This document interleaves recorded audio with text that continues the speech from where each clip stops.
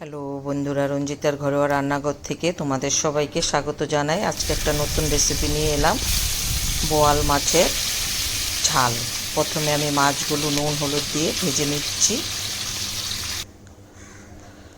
মাছগুলো ভাজা হয়ে গেছে, এবার তুলে নিলাম। আমি যেভাবে বোয়াল মাছ রান্না করি সেটাই তোমাদের সঙ্গে শেয়ার করছি। এইভাবে বোয়াল মাছ রান্না করলে সত্যি খেতে খুব দারুণ লাগে। কিছুটা কালো জিরে দিয়ে দিলাম, দিয়ে একটু হালকা করে ভেজে পেঁয়াজ কুচি দিয়ে দিচ্ছি পরিমাণ মতো। যে যেরকম রান্না করবে সে সেরকম পেঁয়াজ দেবে।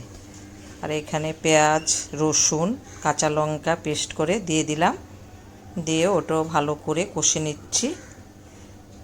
এবার পরিমাণ মতো নুন আর দুটো আদা বাটা দিয়ে দিলাম। এখানে 1.5 চামচ আদা বাটা, 1.5 চামচ হলুদের গুঁড়ো, 1 চামচ শুকনো লঙ্কা, জিরের গুঁড়ো 1 চামচ, ধনের গুঁড়ো আধা চামচ একসঙ্গে ভালো করে মিশিয়ে নিচ্ছি।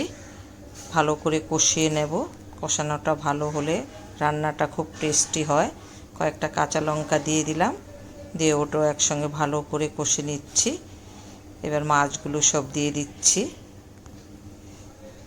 বোয়াল মাছ খুব টেস্টি মাছ, অনেকের খুব পছন্দের একটা মাছ, আমিও খুব পছন্দ করি। এবার পরিমাণ মতো একটু গরম জল দিয়ে দিলাম। এটা বেশি ঝোল রাখবো না। এই দেখো, দেখতে এরকম হয়েছে। এবার কিছুটা ধনেপাতা কুচি দিয়ে দিলাম, দিয়ে একটু ভালো করে নেড়ে ঢাকা দিয়ে রাখছি। ধনেপাতার গন্ধটা যেন থাকে। রান্নাটা হয়ে গেছে। এবার আমি একটা প্লেটে তুলে নিচ্ছি। যদি রেসিপিটা ভালো লাগে একটু লাইক শেয়ার করে দিও। এভাবে তোমাদের কাছে নতুন নতুন রেসিপি নিয়ে গল্প করতে আসব।